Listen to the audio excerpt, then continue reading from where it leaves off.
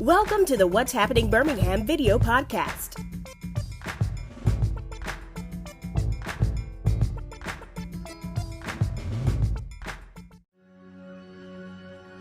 What lies inside all of us is more than data. It's life. What's flowing through America's veins is its diversity. We ask for 1 million individuals to come forward and stand on this landmark in history. All of us are different, and it's those very differences that will lead to answers for generations to come. Hello, everyone. This is Jarvis S. Scott with What's Happening in Birmingham. Today, I got the honor and pleasure, Mr. Cornell Wesley. He is in the City of Birmingham Mayor's Department of Innovation and Economic Opportunity. Mr. Wesley, thank you for coming on the podcast today. Thanks for having me. Excited about being here.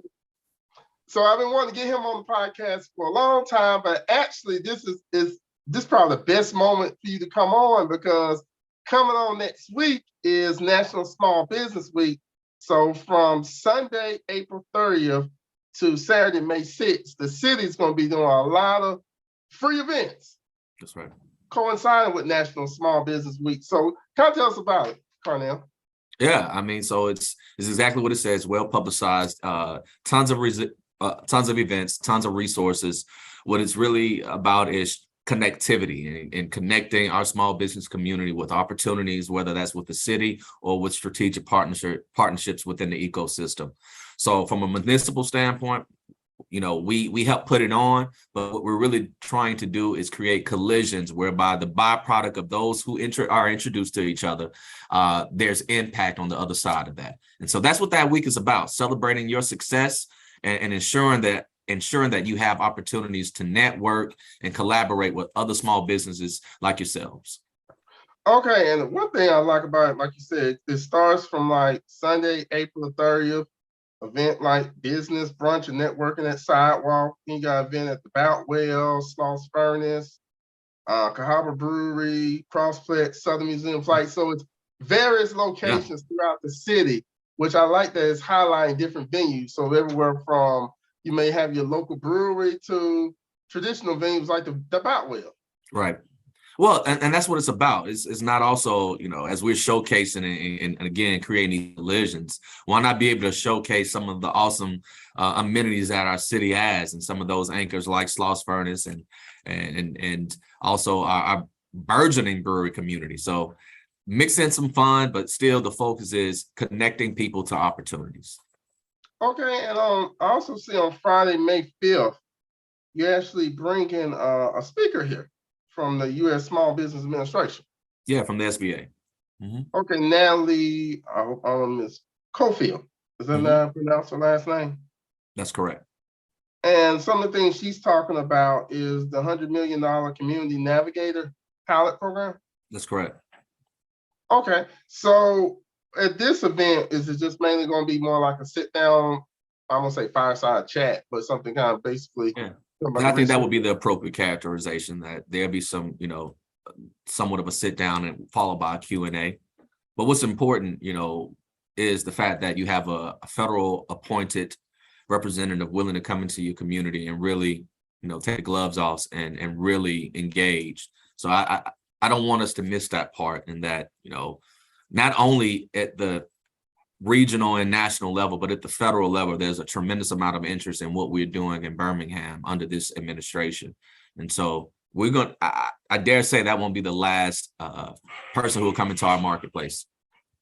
Okay, and one event I want to highlight too is on Wednesday the 3rd, the Being Bankable panel discussion at Sloss Furnace. Say that again. I'm sorry. Being Bankable panel discussion at Sloss Furnace. I'm trying to see who's some of the speakers. I'm gonna have to look and see who are some of the speakers behind that. So coming out of the pandemic, I guess we're gonna say we kind of like almost the second, third year. What have been some needs that you have asked small business owners that your office can help and assist them with? What are some of the needs that the small business? What are some of the needs like coming out of, you know, since this is the third year coming out of the pandemic? what have been some needs that your office has probably heard that business owners need some assistance with? Well, Jarvis, this was a global pandemic. And so the needs are vast and many. We are to some degree still within the pandemic. I wouldn't say we are on the other side of it. No, by the way, we're, depending on who you ask, we also entering into a recession as well. So there's the needs are vast, in that many sectors were tremendously impacted by the shutdown. Our largest sector in the city is hospitality. Hospitality stopped because people were not going into restaurants. They were not allowed to. People were not patronizing our hotels because they could not do so. And so as we look to recover, we're looking to target the areas and the industries that were most impacted, as evidenced by two loan programs, honestly, two forgivable loan programs that the city supported. One that was housed at the Birmingham Business Resource Center, and the other at Citizens Trust Bank. We also created a whole new incentive program for existing businesses by way of RISE, which stands for Retention Incentives for Success and Expansion, which allows us, as we're continuing to liquidate surplus property, we're capturing a percentage of that and repurposing it for these reasons, to really address who we are in a post-pandemic economy. Okay. And if people want to find out, of course, this is one of many programs that your department is doing. In addition to that, innovation and economic opportunity, we want to give a shout out to the mayor for creating this, department for it. What are some other initiatives you want to work on the rest of this year so far? Well, Birmingham is known as a sports and entertainment hub. We want to continue to support those efforts. We're going to continue to focus on all 99 neighborhoods.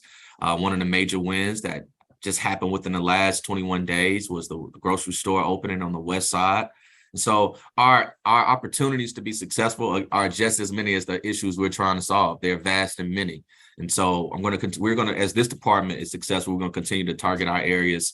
We're moving to the east side to try to support food desert initiatives in that case, but we're also still recruiting and creating. So I guess the biggest takeaway is that, as a department and as an administration, we can walk and chew bubblegum at the same time to ensure that we're lifting as we climb. Yeah, especially with the food giant that's opening over there, because that location has been vacant for so long. And to actually, because I think about it, it's maybe one grocery store within that mile radius, right? Well, actually, Marino sits right there in the middle of that. However, there was two successful grocery stores within a mile radius that both were able to, serve that community. What we've done is replace the one that left. And you're right, it was there for 10 years. It has been sitting vacant for 10 years, the old Winn-Dixie. We're excited that food giant, in partnership with Meat Depot, now occupies that space. Okay. So I'm telling my viewers, if you all special business owners, if you all want to, you always ask about what is some information. If you're trying to do business in Birmingham, well, here we go next week. Yeah. We got 7 days worth. And the website, I want to make sure I pronounce it right, is bhmup.com. That is right, bhmup.com. That's Birmingham Help BHMUP.com. Click on the link, learn more information. Yeah, so Cornell, thank you for coming on today. I have to bring you back on for a future segment because I know, seriously, dog, your department's doing I see a lot of different things. Maybe your name's on it, maybe it's not, but yeah. I know it's what your department is doing, as far as when the economic development stuff. Well, Jarvis, I want to thank you for having me on. I think this is an important dialogue. This is important for citizens to be engaged. Continue to push forward, my brother. And if we can be of any service to you, don't hesitate to reach out to IEO. Okay, what's the phone number for the department? Best to reach us at our email address, and that is bhmup.gov. I'm not doing that. All right, brother. Thank you, brother. God bless you guys. And you all check out these events. Thank you all for watching this podcast. Please check out what's happening Birmingham.com for more interviews. Don't forget to check out the audio version of this on Apple Podcasts and subscribe to my YouTube channel. Thank you all again. Have a great day. Bye-bye. All right. Thank you for watching the What's Happening Birmingham video podcast. Please check out our website, app, or subscribe to our YouTube channel for the latest videos today.